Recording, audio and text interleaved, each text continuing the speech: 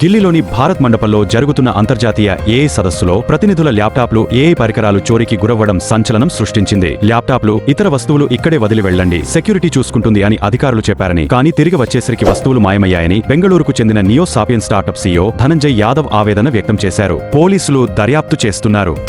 పాకిస్తాన్లోని కరాచీలో భారీ నగల దోపిడీ జరిగింది. ఇక్బాల్ మార్కెట్ ప్రాంతంలోని ప్రముఖ జ్యువెలరీ షాప్లోకి దొంగలు వెనుక గోడలో రంధ్రం చేసి చొరబడి సుమారు 30 కోట్లకు పైగా పాకిస్తాన్ రూపాయల విలువైన బంగారం వజ్రాలను అపహరించారు. పోలీసులు కేసు నమోదు చేసి సీసీటీవీ ఫుటేజ్ పరిశీలిస్తూ సెక్యూరిటీ గార్డులను, ఉద్యోగులను విచారిస్తున్నారు.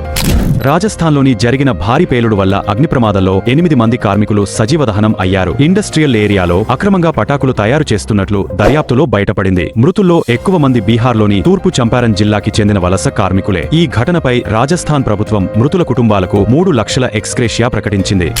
భక్తుల రద్దీ దృష్ట్యా ఆలయాల్లో ఆటోమేటిక్ తీర్థ పంపిణీ మెషీన్లు వినియోగంలోకి వస్తున్నాయి. సెన్సార్ ఆధారిత ఈ యంత్రాలు చేయి ఉంచగానే తీర్థం అందిస్తాయి. పూజారుల పనిభారం తగ్గి భక్తుల నిర్వహణ సులభమవుతుందని ఆలయ కమిటీలు చెబుతున్నాయి. రాజమౌళి, మహేష్ బాబు కాంబినేషన్లో వస్తున్న అడ్వెంచర్ డ్రామా వారణాసిలో ప్రకాష్ రాజ్ పరమ శివ భక్తుడి పాత్రలో కనిపించనున్నట్టు సోషల్ మీడియా ద్వారా వెల్లడించారు. ఈ చిత్రం ఏప్రిల్ 7, 2027న ప్రపంచవ్యాప్తంగా అభిమానుల ముందుకు రానుంది అని తెలిపారు.